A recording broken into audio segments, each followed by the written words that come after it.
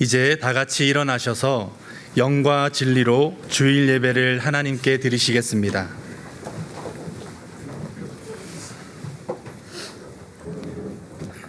평강의 하나님이 친히 너희를 온전히 거룩하게 하시고 또 너희의 온 영과 혼과 몸이 우리 주 예수 그리스도께서 강림하실 때에 흠없게 보존되기를 원하노라.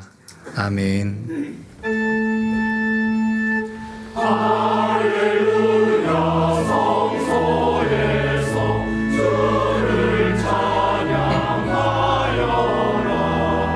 권능의 궁창에서 주를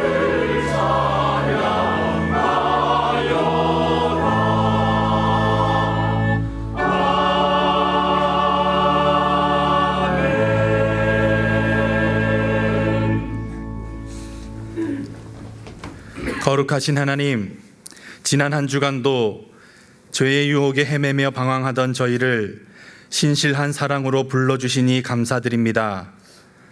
세상과 나를 비교하며 탐욕과 나태함에 얽히고 설켜버린 저희들이었습니다. 세상의 하려함이 죽음의 유혹인지도 모르고 세상 한복판으로만 치닫던 저희였음을 고백하오니 주님, 긍휼히 여겨 주옵시고 어리석은 저희를 이 시간 새롭게 하여 주시옵소서.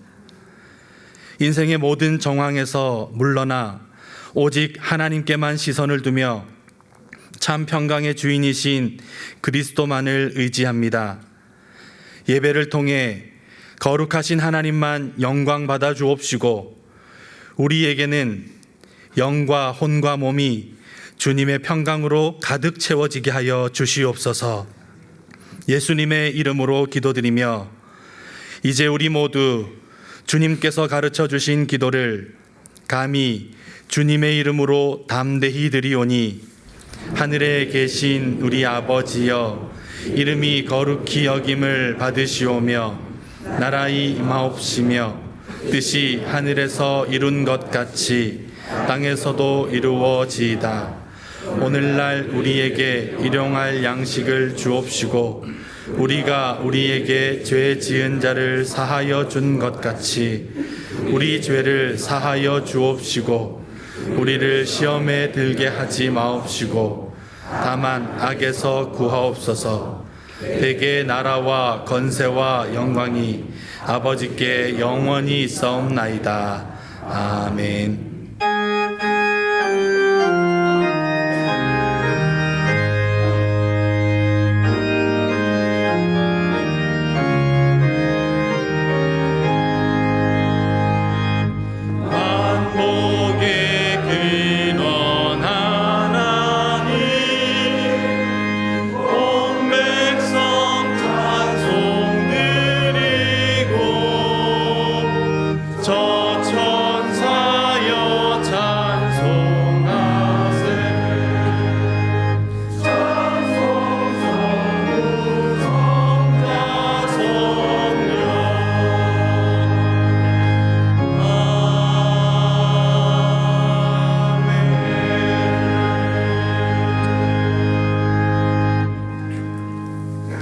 교독문 26번을 함께 교독하시겠습니다. 교독문 26번입니다.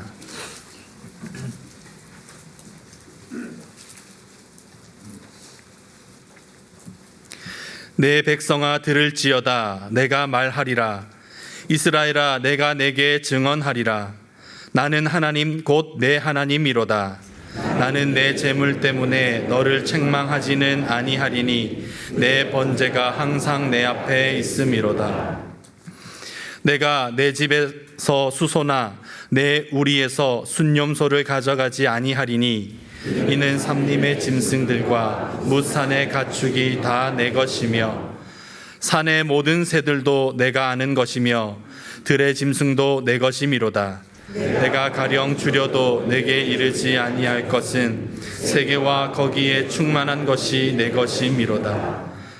내가 수소의 고기를 먹으며 염소의 피를 마시겠느냐? 감사로 하나님께 제사를 드리며 지존하신 이에게 내 서원을 갚으며 환난 날에 나를 부르라. 내가 너를 건지리니 내가 나를 영화롭게 하리로다. 아멘.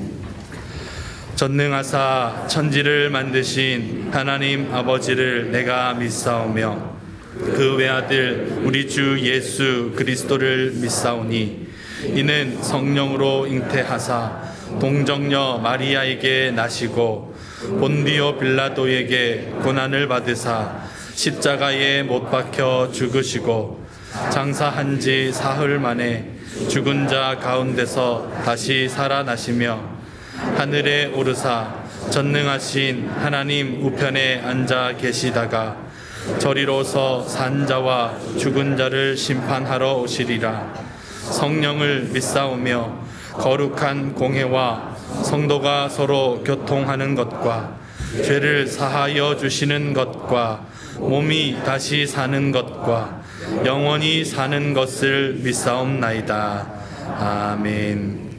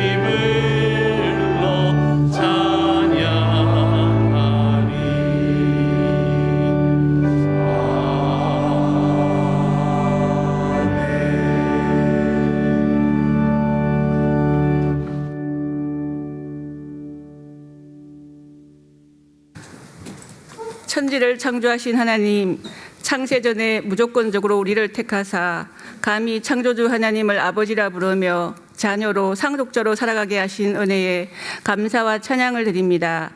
우리의 심신을 지치게 했던 무더위가 수그러들고 아침 저녁으로 시원한 바람과 풀벌레 소리로 지친 마음과 몸을 소생하게 하시고 거룩한 주일에 말씀을 사모하여 예배자로 나오게 하시니 감사합니다. 하나님께서는 은혜와 긍휼의 풍성함을 따라 예수 그리스도의 보혈로 우리들을 죄에서 자유케 하셨지만 때때로 그 사랑을 망각한 채 자신의 노력과 의로 살며 여전히 빛의 자녀보다는 어두움 속에서 허우적거렸음을 고백하며 용서를 구합니다. 후히 주시고 꾸짖지 아니하시는 하나님께 날마다 창문을 열고 우리의 시선이 하나님께로 향하고 무릎을 꿇고 지혜를 구하며 빛의 자녀로 살아가며 소외되고 지친 이웃들에게 하나님의 사랑을 전하는 주님의 손과 발이 되게 하옵소서. 역사를 주관하시는 하나님, 이 땅에 전쟁, 천재지변, 인재 등으로 무고한 국민들이 희생되며 살던 곳이 폐허가 되어 살 길이 막막해지고 과학과 물질 문명이 급속도로 발전되어 생명의 존엄성과 창조의 질서가 파괴되는 현실을 봅니다. 이 땅에 평화가 임하고 인류가 공영과 공생으로 나아가길 기도합니다.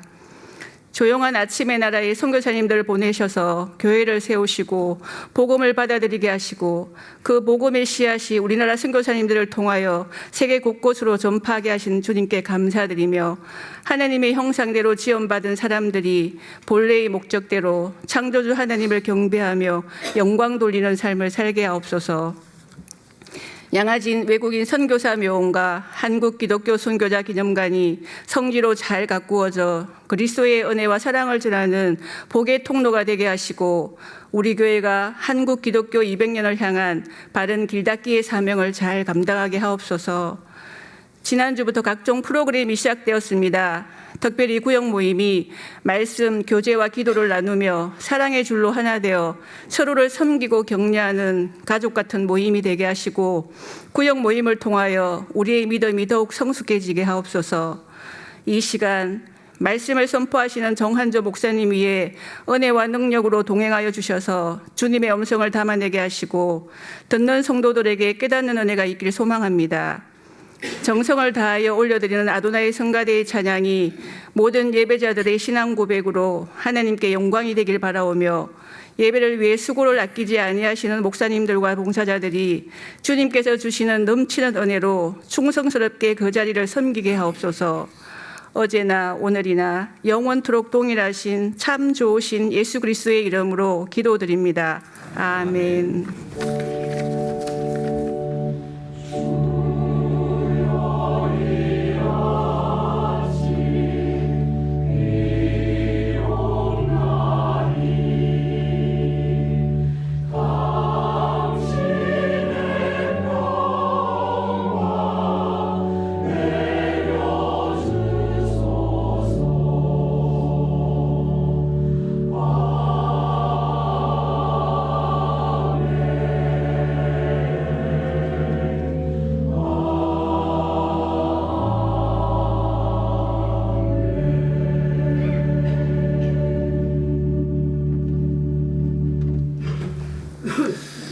교회 소식을 알려드리겠습니다.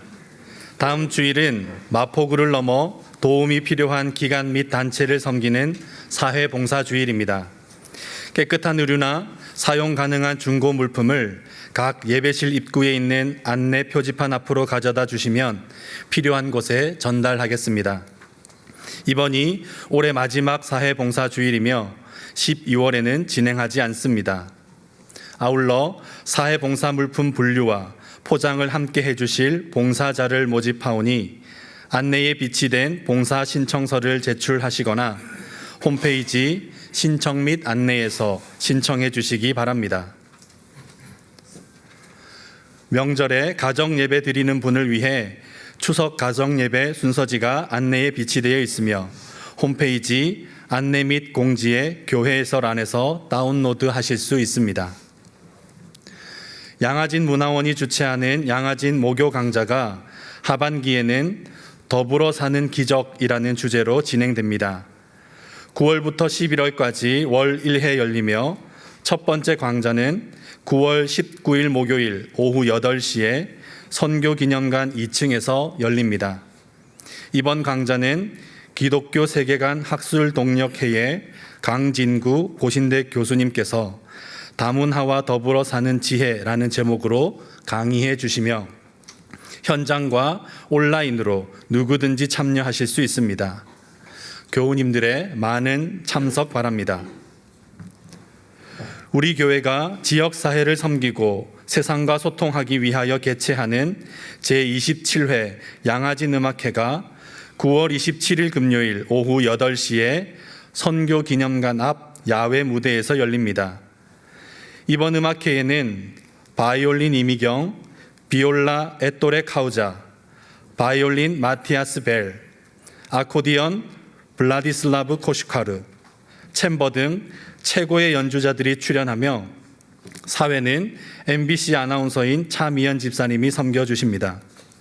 당일 양하진 홀은 오후 10시까지 개방합니다. 주차 공간이 협소하므로 가급적 대중교통을 이용해 주시기 바랍니다. 제13회 가족 초청의 밤이 10월 25일 금요일 오후 7시 30분에 양하진 봉사관에서 기대 그리고 그대라는 주제로 열립니다. 믿지 않는 가족을 초청하기 위한 행사로 오늘부터 신청 가능합니다. 교회 홈페이지 신청 및 안내 또는 교구에서 보내드리는 문자 링크를 통해 신청하실 수 있습니다. 각 가정에 보관 중인 폐기해야 할 성경을 교회에서 수거하겠습니다. 주일에만 접수하며 홍보관 1층 주일 알림방으로 가져다 주시기 바랍니다. 기타 봉사팀 모집 내용과 나머지 교회 소식은 주보를 참고해 주시기 바랍니다.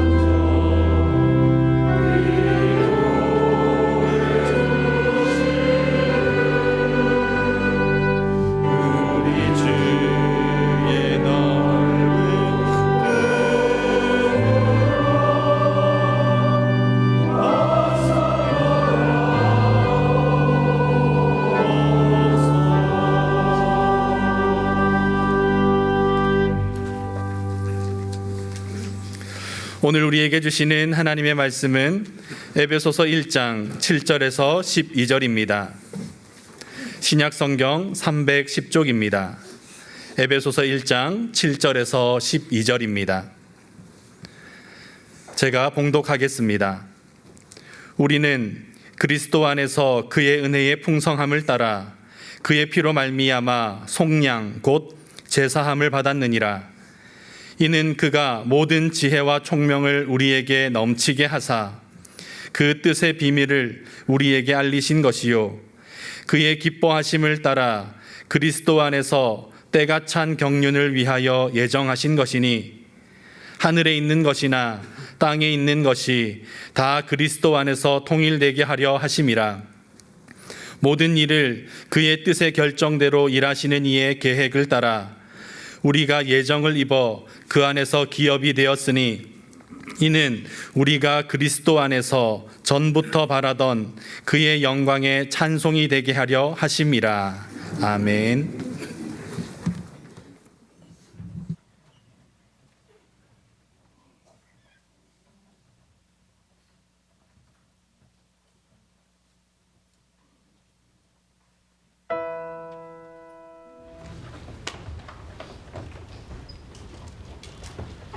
어린 양들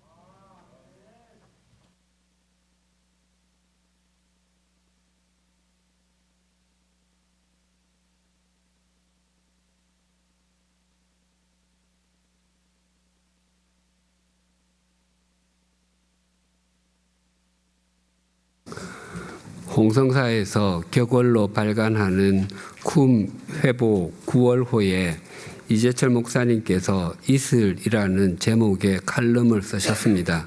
그 내용이 이러합니다. 제가 살고 있는 산중 마을은 행정적으로 거창군 웅량면에 속해 있어 기상청의 일기예보는 웅량면으로 공지되고 있습니다.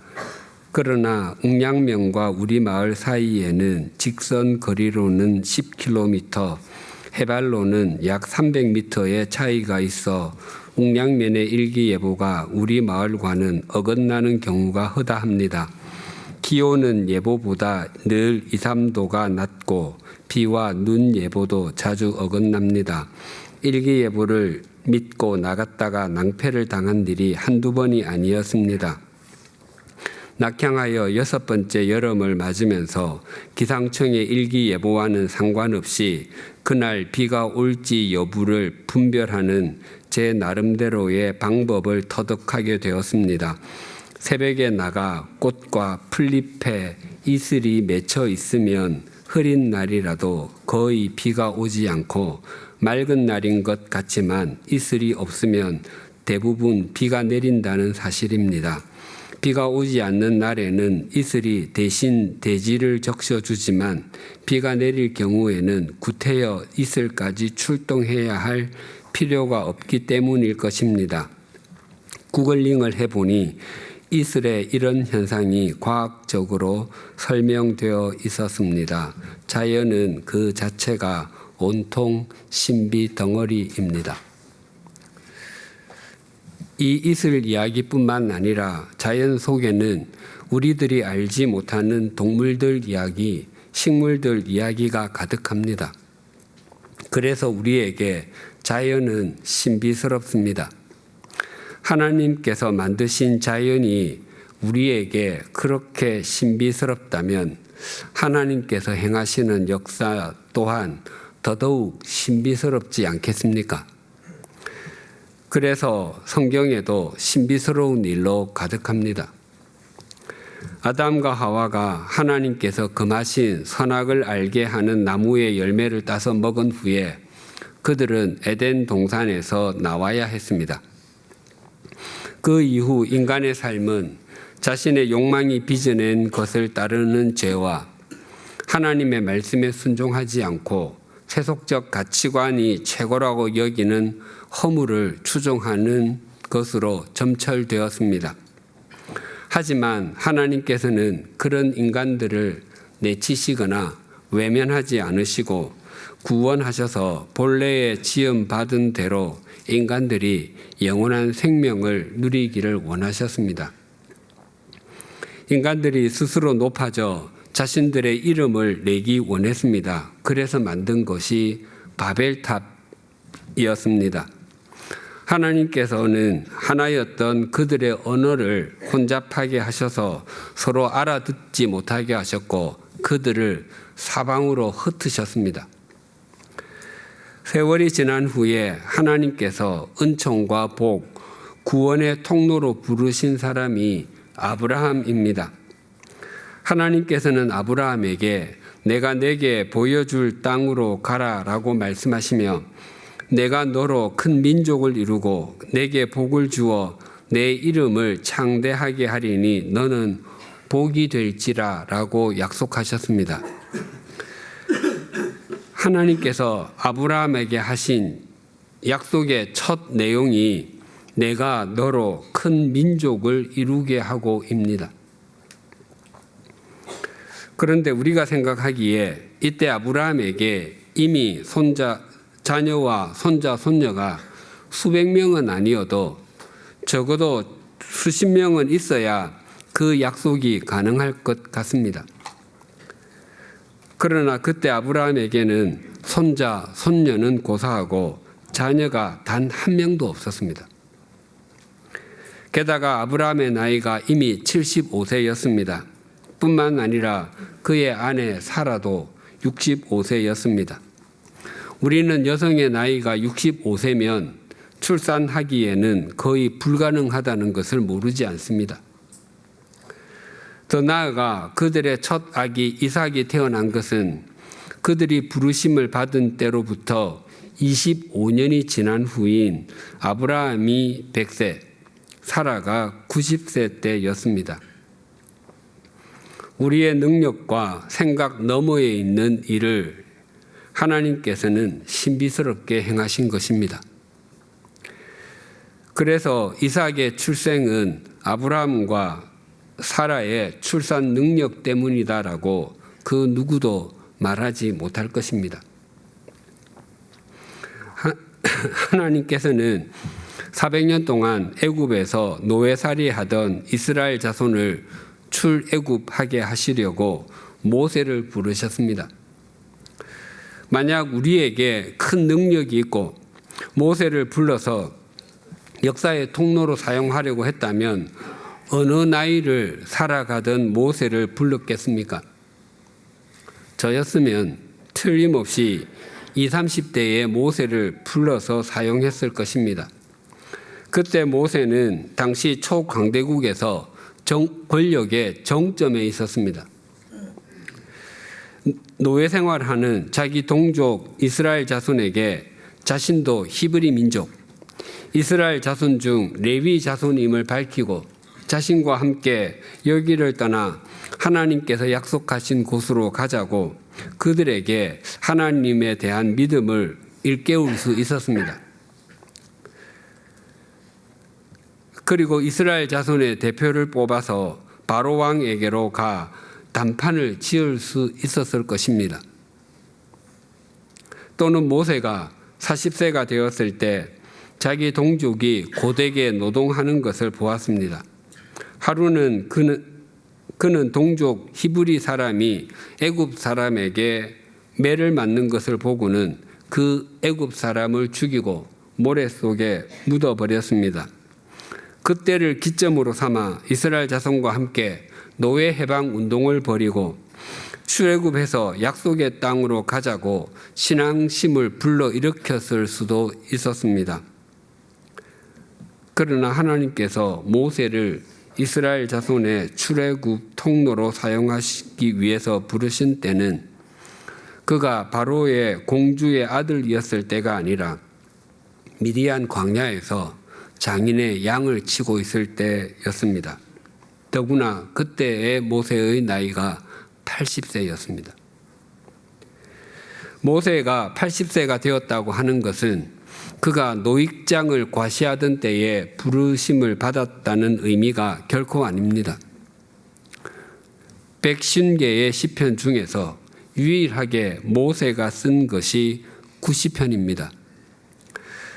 그래서 표제어에 이렇게 기록되어 있습니다. 하나님의 사람 모세의 기도.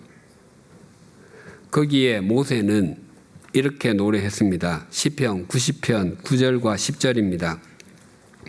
우리의 모든 날이 주의 분노 중에 지나가며 우리의 평생이 순식간에 다하였나이다. 우리의 연수가 70이요 강건하면 80이라도 그 연수의 자랑은 수고와 슬픔뿐이요 신속히 가니 우리가 날아가나이다. 나이 70세를 가리키는 말이 고희인데 인생에서 70년을 사는 것은 드문 일이다에서 나왔습니다. 이 말이 생기기 2000년도 더 전에는 평균 수명은 훨씬 더 짧았을 것입니다. 모세가 사람들을 보니 70을 넘겨 사는 사람이 그렇게 많지 않은 것입니다. 정말 건강한 사람도 80을 넘기지 못할 뿐만 아니라 그 세월 속에 남아있는 것은 수고와 슬픔이고 그마저도 날아가듯이 빨리 지나가더라는 것입니다. 모세가 80세에 부르심을 받았다는 것은 일반 사람으로 보면 죽음을 목전에 둔 사람과 다름이 없다는 것입니다.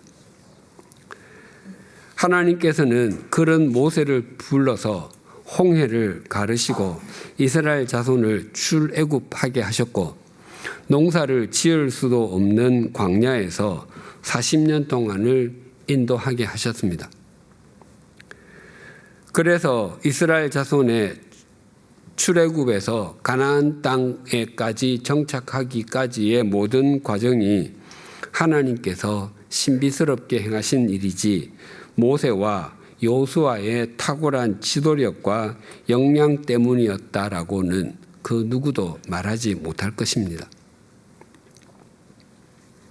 사무엘 선지자가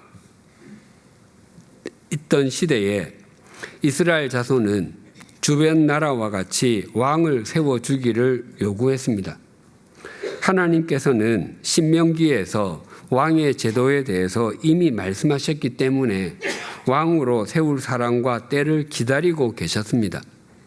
하지만 이스라엘 자손들은 자신들이 원하는 지금 세워주기를 막무가내로 요구했습니다.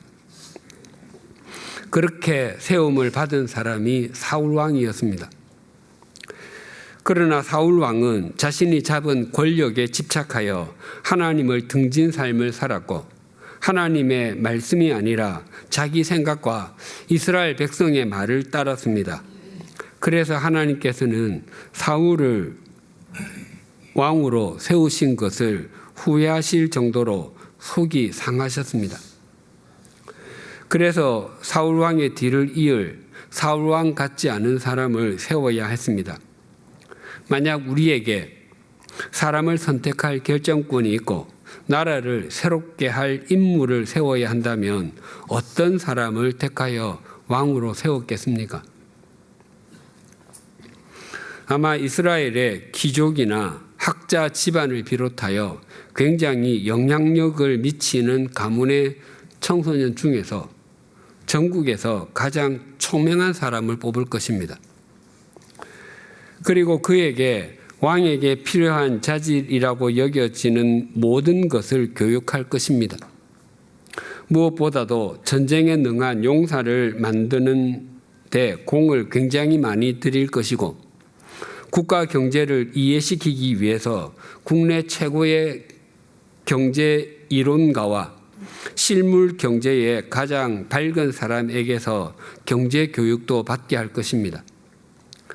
또한 국제 정세를 이해하게 하기 위해서 주변 나라의 역사와 상황에 대해서도 교육할 것이고 그에 따른 외국어는 덤으로 교육했을 것입니다. 그 외에도 국가 통치에 필요한 교육, 국방, 복지, 문화와 예술 등을 교육했을 것입니다. 물론 신앙 교육도 했을 것입니다. 그런데 우리는 하나님께서 세우신 다윗이 어떤 과정을 통해서 왕이 되었는지를 잘 압니다. 사무엘 선지자가 하나님의 명령에 따라 사울 왕을 이어 왕위에 오를 사람에게 기름을 붓기 위해 이새의 집안을 찾았습니다. 다윗은 8남 중에서 막내였습니다. 그리고 누나도 2명이 있었습니다.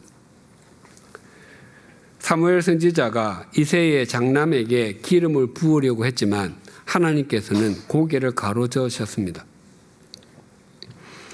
둘째부터 7째까지도 하나님께서는 계속 고개를 가로저었습니다. 사무엘 선지자는 이새에게 다른 아들들이 다 온 겁니까? 라고 물으니 이새는 막내가 남아있기는 합니다만 지금 양떼를 치러 나가고 없습니다. 라고 했습니다. 아버지 이새는 자기 아들 8명 중에서 혹 왕이 될 사람이 있다면 그것은 첫째부터 7째 사이에 있지 8째 막내는 아닐 것으로 생각했던 것입니다. 그러나 하나님께서 택한 사람은 아버지에게서조차 외면당한 막내 다윗이었습니다. 그리고 하나님께서 다윗에게 행하신 제왕 교육은 도망 교육이 대부분이었습니다. 다윗이 물매로 돌을 날려 골리앗을 물리친 이후로 국민에게 전폭적인 지지를 받게 되자 사울 왕이 시기하였습니다. 급기야 다윗은 사울을 피해 유대 광야에 있는 동굴과 같은 곳에서 동가식 서가숙하곤 했습니다. 심지어 가드 왕에게 붙으려고 했다가 여의치가 않자 사람들이 보는 앞에서 정신이 온전하지 않은 척하며 성문 문짝에 글씨를 써 갈기기도 하고 심지어 수염에 침을 질질 흘리기도 하며 미친 척을 했습니다. 세월이 지난 후에 다윗은 다시 블레셋의 가드 왕 아기스에게로 가서 자신과 일행이 살 땅을 주시기를 요청했습니다. 그래서 시글락이라는 곳에서 16개월 동안 살게 되었습니다. 아기스 왕은 다윗을 믿었지만 블레셋의 장군들은 다윗을 믿지 않았습니다. 마침 그때 블레셋과 이스라엘 사이에 전쟁이 발발했습니다. 아기스 왕은 지금이야말로 휘하의 장군들을 비롯한 여러 사람들에게 다윗이 블레셋 사람의 편이 된 증거를 보여줄 좋은 기회라고 여겼습니다. 그래서 다윗에게 함께 나가서 싸우자고 했습니다. 다윗이 사울 왕의 추격을 피해 가드로 도망을 오기는 했지만 그렇다고 조국의 군인들과 싸울 수는 없었습니다. 그렇다고 참전하지 않을 수도 없었습니다. 어쩔 수 없이 어정쩡하게 따라 나섰습니다. 그런데 싸움터에 나온 다윗을 보고 블레셋의 장군들은 펄쩍 뛰었습니다. 다윗은 과거에 우리의 골리앗 장군을 죽인 사람인데 어떻게 한편이 될 수 있다는 말입니까? 만약 다윗이 싸우는 척하다가 우리를 뒤에서 치면 어떻게 되겠습니까? 라며 항의했습니다. 아기스 왕은 이 사람은 틀림없이 우리 편이다라고 변호했지만 끝내 받아들여지지 않았습니다. 그래서 다윗은 전쟁터에서 발길을 돌릴 수 있었습니다. 다윗의 입장에서는 극적으로 궁지를 모면했습니다. 하지만 시글락으로 돌아와 보니 자기 가족들과 함께 따랐던 부하들의 가족들, 가축, 재산이 모두 약탈당한 상태에 있었습니다. 그래서 다윗과 함께한 사람들은 울 기력이 없도록 소리를 높여 울었습니다. 다행히도 후에 끌려간 사람들과 약탈당한 재산을 다 찾을 수 있었습니다. 이러한 것들이 하나님께서 다윗에게 행하신 제왕 교육이었습니다. 이것은 결코 사람이 생각할 수 없는 방법으로 행하신 하나님의 신비스러운 방법입니다. 에베소서를 써보낸 바울도 마찬가지입니다. 그는 이전에 다메섹으로 가다가 부활하신 예수 그리스도를 뵌 후에 주님께로부터 보내심을 받은 사도가 되었습니다. 그렇게 예수 그리스도에 대해서 적대적이었고 주님을 따르는 사람은 남녀를 가리지 않고 잡아서 투옥해야 했다고 생각했던 사람이 예수 그리스도와 하나님의 나라를 전하는 사도가 될 것이라고 누가 상상할 수 있었겠습니까? 이처럼 하나님의 신비한 역사는 우리의 상상을 뛰어넘습니다. 이사야 55장 8절과 9절입니다. 이는 내 생각이 너희의 생각과 다르며 내 길은 너희의 길과 다름이니라. 여호와의 말씀이니라. 이는 하늘이 땅보다 높음같이 내 길은 너희의 길보다 높으며 내 생각은 너희의 생각보다 높으니라. 하나님의 생각은 사람의 생각과 다르며 하나님의 길은 사람의 길과 다르다고 합니다. 그 차이가 어느 정도냐 하면 하늘과 땅 차이라고 합니다. 온 우주와 지구의 차이는 오대양에 있는 모든 바닷물과 한 모금의 물과의 차이보다 더 큽니다. 그만큼 하나님과 사람은 무한한 질적 차이가 있습니다. 오늘 본문 7절에서 9절 상반절이 이렇게 증가합니다. 우리는 그리스도 안에서 그의 은혜의 풍성함을 따라 그의 피로 말미암아 속량 곧 죄사함을 받았느니라. 이는 그가 모든 지혜와 총명을 우리에게 넘치게 하사 그 뜻의 비밀을 우리에게 알리신 것이요. 하나님께서는 하나님의 은혜의 풍성함을 따라 예수 그리스도의 피로 우리를 속량 즉 죄사함을 받게 하셨습니다. 그러면 그때부터 감격하고 감사하며 감동을 따라서 살면 될 것 같은데 우리에게 지혜와 총명을 넘치게 하셔서 하나님의 뜻의 비밀, 즉 신비를 알려주셨습니다. 우리는 하나님께서 베풀어 주신 속량, 즉 죄사함을 그저 감격적으로만 받아들이지 않고 이성적으로도 받아들일 때 하나님께서 베푸신 은혜가 얼마나 풍성했는지를 또렷하게 알 수 있다는 것입니다.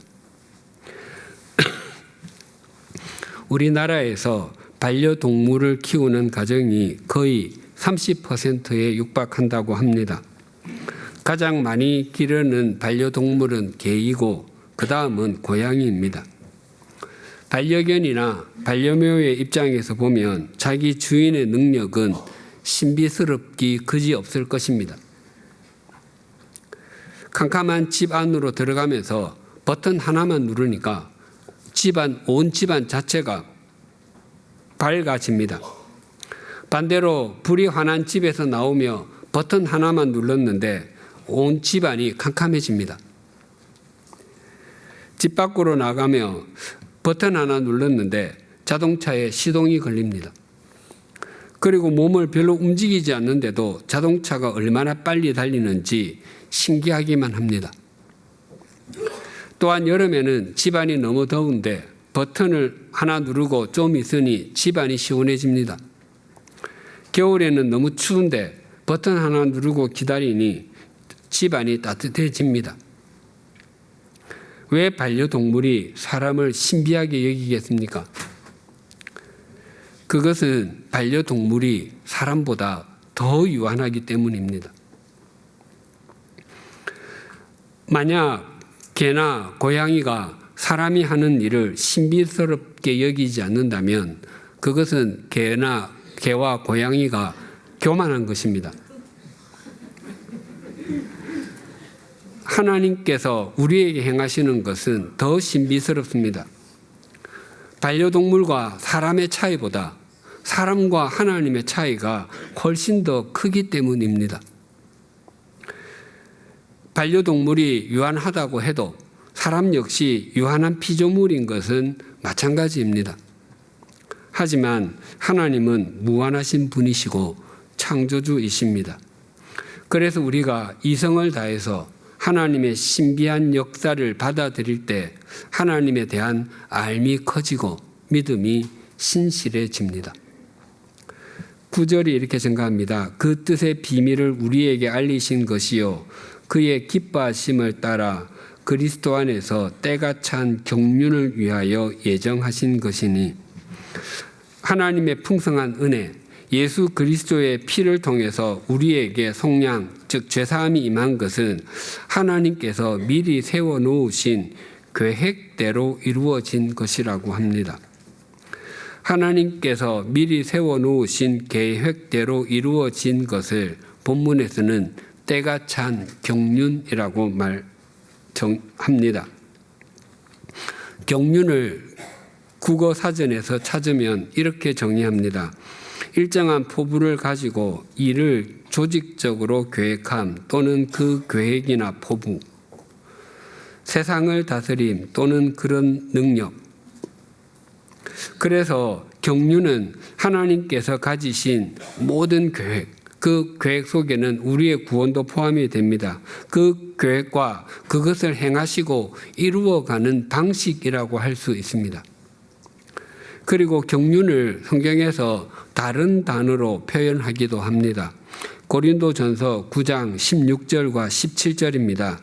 내가 복음을 전할지라도 자랑할 것이 없음은 내가 부득불할 일임이라. 만일 복음을 전하지 아니하면 내게 화가 있을 것이로다. 내가 내 자의로 이것을 행하면 상을 얻으려니와 내가 자의로 아니한다 할지라도 나는 사명을 받았노라. 사명이 경륜과 같은 단어입니다.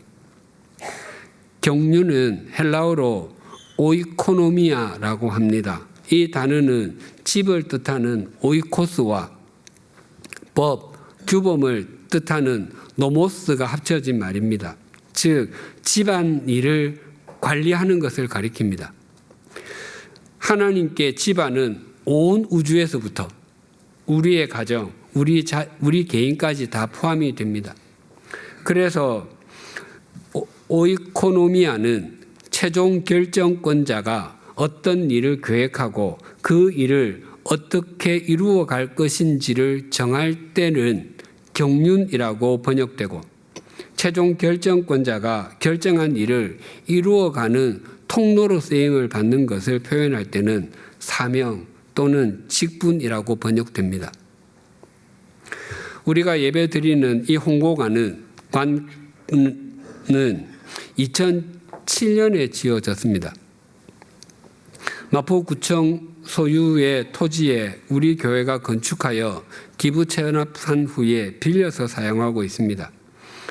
이 건물이 어느 날 갑자기 생겨난 것은 아닙니다.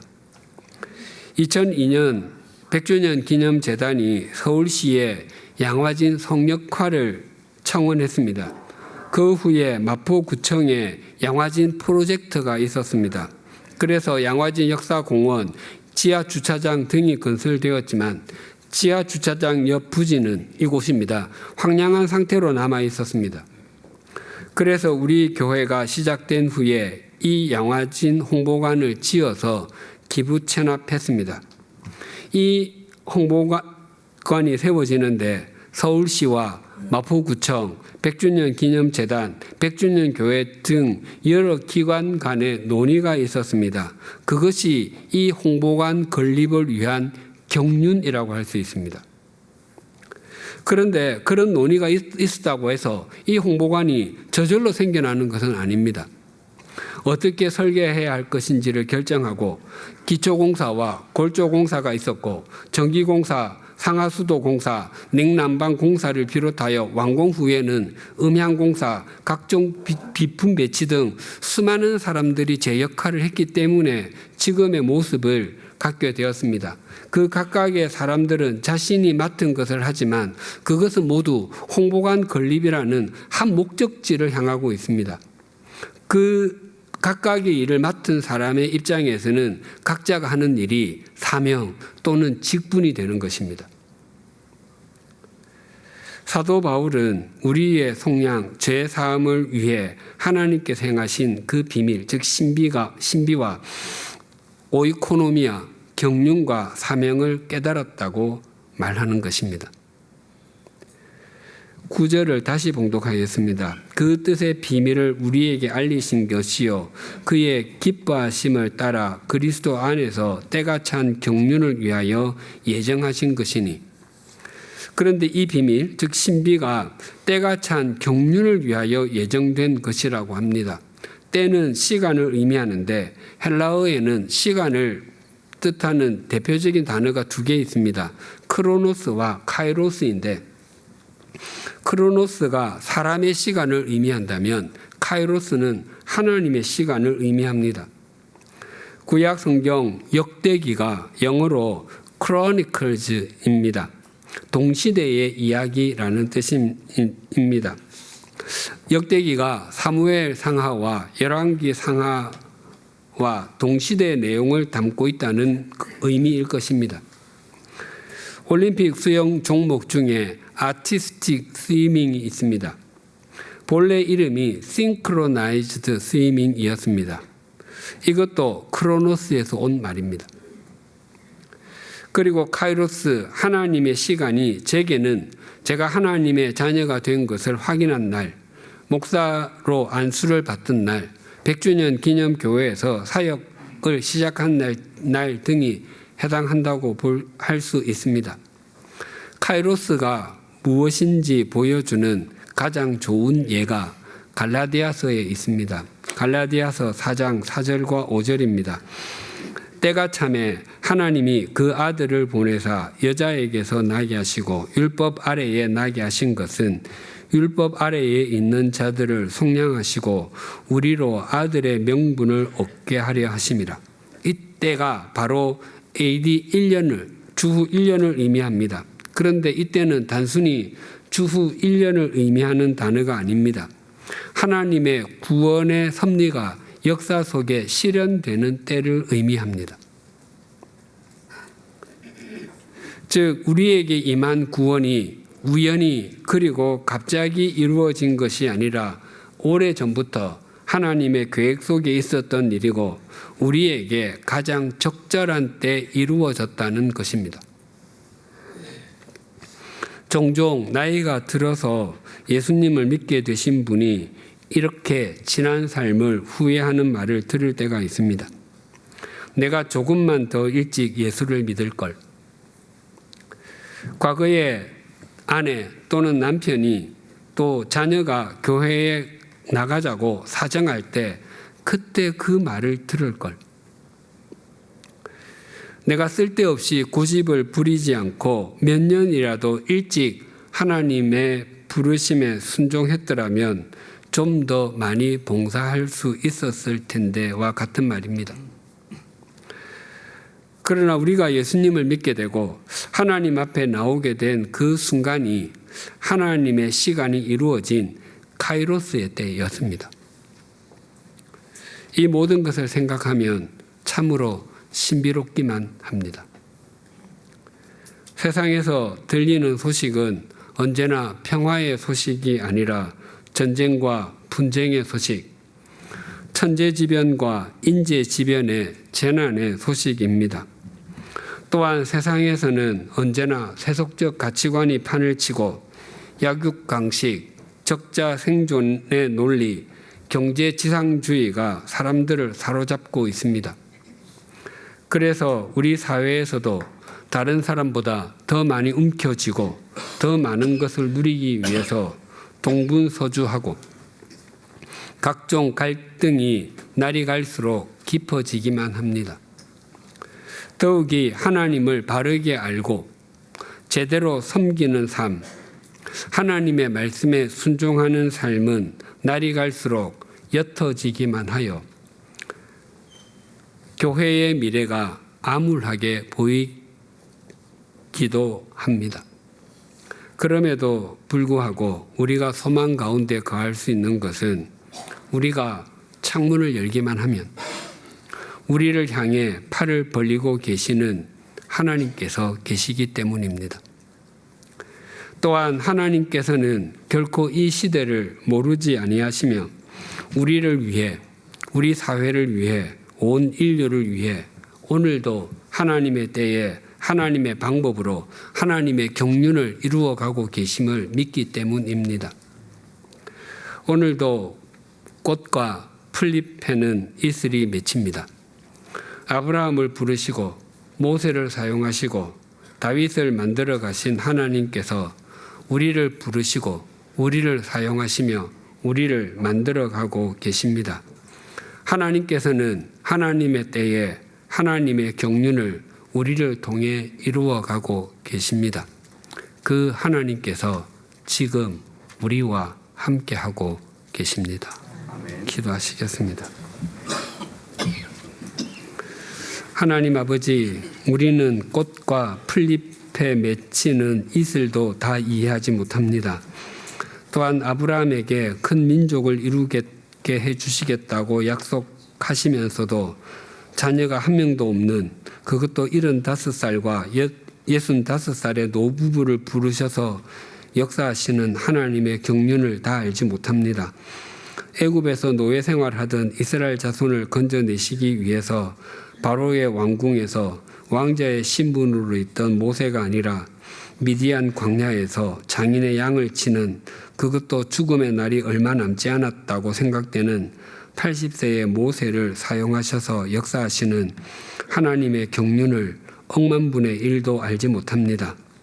또한 이스라엘을 새롭게 하시기 위해 왕족도 아니고 검문세가의 자녀나 대학자 집안의 자녀가 아닌 양치기에 불과했던 다윗을, 그것도 그 아버지는 내 막내는 결코 왕이 못 된다고 여길 정도의 소년을 불러 도망만 다녔던 것으로만 보이는 방법으로도 하나님과 하나님의 말씀을 존중하는 왕으로 만들어 가시는 하나님의 경륜도 우리는 알지 못합니다. 그래서 하나님의 역사는 우리에게 신비하기만 합니다. 우리같이 부족하고 연약하며 허물이 많은 존재를 하나님의 풍성한 은혜를 입어 속량받게 하시는 하나님의 경륜의 신비를 알게 해주셔서 감사합니다. 우리를 지금까지 하나님의 경륜으로 인도하셨듯이 이후의 삶에도 인도하여 주시고 우리도 하나님의 경륜을 아는 은총을 입은 사람답게 우리에게 주어진 사명을 신실하게 감당하게 하여 주시옵소서. 그래서 우리의 삶과 믿음이 세속적 가치관이 판을 치고 하나님께 등을 돌리고 사는 것이 당연하다고 여겨지는 이 시대 속에서 하나님의 거대한 경륜의 한 조각을 이루며 살아가게 하여 주시옵소서. 예수님의 이름으로 기도드립니다. 아멘.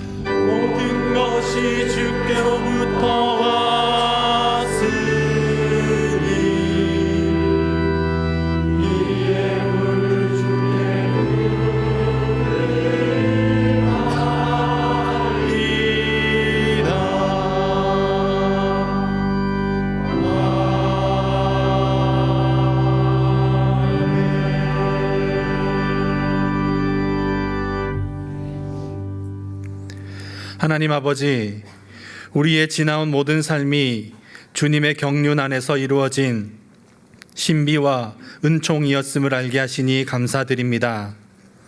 앞이 캄캄하다는 이유로 섣불리 좌절하고 낙심하며 미래를 비관하기 바빴던 저희의 어리석음을 용서하여 주옵소서. 이제는 삶의 모든 순간이 주님의 경륜 안에 있는 일임을 깨달았으니 살아도 주를 위해 죽어도 주를 위해 하자는 바울의 겉면처럼 모든 순간 사명자의 삶을 포기하지 않게 하여 주시옵소서. 또한 우리의 생각과 마음을 넓혀 온 세상을 통치하시는 주님의 뜻에 순복하며 살게 하여 주시옵소서. 오늘도 하나님의 크신 경륜 속에 거하게 하심을 감사드리며 삶의 일부를 구별하여 예물드립니다. 예물이 쓰이는 곳마다 때가 찬 하나님의 경륜이 드러나게 하여 주시고 그 경륜의 신비를 깨달은 기쁨의 소식들이 곳곳에서 들려지게 하여 주시옵소서. 또한 바라기는 삶의 예물을 구별하여 드린 주님의 사람들에게 언제나 어디서나 복의 통로가 되는 은총을 허락하여 주시옵소서. 예수님의 이름으로 봉헌 기도드립니다. 아멘. 주위에 계신 분들과 인사 나누시겠습니다.